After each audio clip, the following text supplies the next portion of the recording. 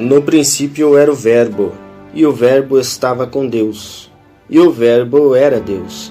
Ele estava no princípio com Deus. Todas as coisas foram feitas por ele, e sem ele nada do que foi feito se fez. O Verbo se fez carne e habitou entre nós, e vimos sua glória como a glória do unigênito do Pai, cheio de graça e de verdade. Deus nunca foi visto por ninguém. O Filho unigênito que está ao lado do Pai foi quem o revelou. João testificou dele. Este era aquele de quem eu dizia: o que vem depois de mim tem de tomar posição à minha frente, pois já existia antes de mim. Aleluia. Eu citei aqui uma palavra escrita por o apóstolo João. Alguns chamam João de o discípulo amado. Quem foi João? João foi um dos discípulos escolhidos por Jesus Cristo a fim de testificar, de relatar em um livro as obras que Jesus fazia. E João, enquanto andava com Jesus, ele tinha o privilégio de relatar tudo o que ele viu Jesus fazer em sua época. Albert Einstein, em 1905, ele previu uma possibilidade de energia virar matéria e matéria virar energia. O que é matéria? Matéria é tudo aquilo que podemos tocar. Matéria é um objeto, ou um corpo móvel, ou um corpo físico. E o que é energia? Energia é tudo aquilo que podemos sentir, mas não podemos tocar. Há muitos meios de energia.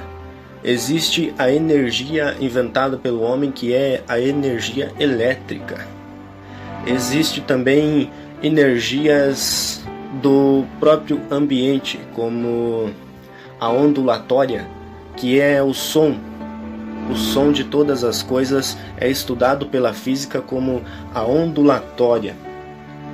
Então eu quero dizer para vocês, meus queridos irmãos, que João, há 2000 anos atrás, antes de Albert Einstein pensar nesta possibilidade de energia virar matéria e matéria virar energia, Deus já tinha revelado lá para o seu servo João, né?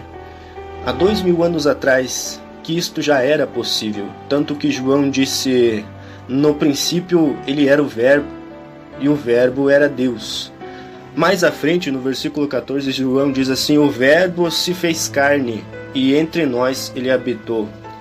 João estava falando da palavra de Deus. João estava falando de um Deus que pega a sua própria palavra e faz ela descer sobre o ventre de uma mulher. E esta palavra começa a se gerar no ventre de uma mulher e se transformar em matéria, e se transformar em uma criança. E esta criança vem ao mundo, ganha forma, esta palavra de Deus. Então esta palavra começa a caminhar sobre a terra. Então João diz assim que os homens agora podem ver a graça de Deus. Agora os homens podem ver também como é a forma de Deus. Que ninguém antes tinha visto Deus, mas o Filho agora ele revela a imagem de Deus. Agora nós podemos entender por que João disse que ele era Deus e ele andava com Deus. Sim, porque a palavra saiu de dentro de Deus, por isso ela era Deus, por isso ela andava com Deus. E por isso ela já existia desde o princípio, porque através da palavra de Deus foram feitas todas as coisas. Quando Deus disse haja vida, a palavra em fração de segundos se moveu num sentido universal, ondulatória, criando, dando origem a todas as coisas. Uma energia foi criando todas as coisas. E isto é cientificamente comprovado, que até hoje no espaço os cientistas conseguem achar fragmentos de uma onda sonora.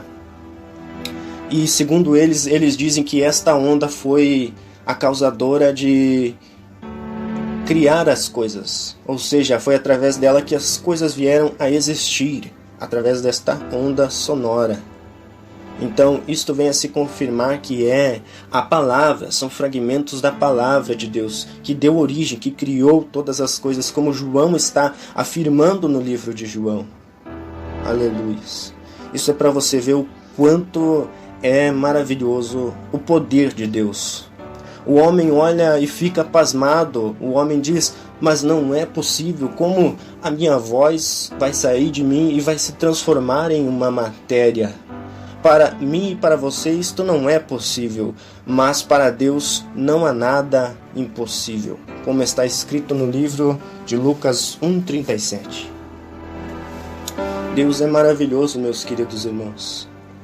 Deus, ele faz coisas impossíveis que aos nossos olhos parecem ser coisas incapazes de existir, mas para Deus, não há nada impossível. Existem dois físicos, ou pelo menos existiram, Barroom e Tipler. Eles escreveram um livro, o Princípio Antropológico Cosmological. Nesse livro eles listam 10 passos da teoria da evolução.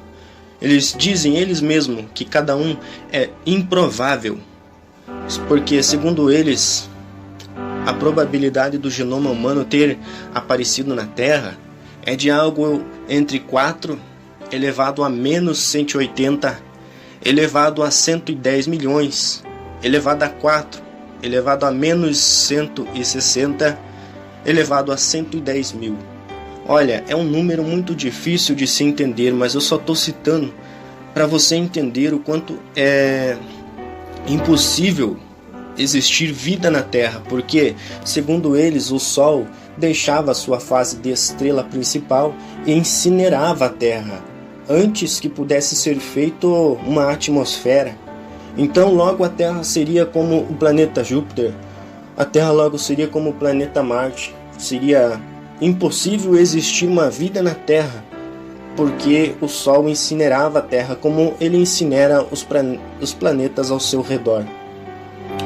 Mas se eu e você estamos aqui respirando e ainda conseguimos pensar e falar, é porque nós somos prova literalmente de um milagre. Até os cientistas admitem que isto é literalmente um milagre. Tem que ser um milagre, porque senão seria impossível nós existir. O genoma humano ter aparecido naturalmente seria impossível. Mas eu quero reafirmar a palavra de Deus que diz em Lucas 1:37, porque para Deus não há nada impossível.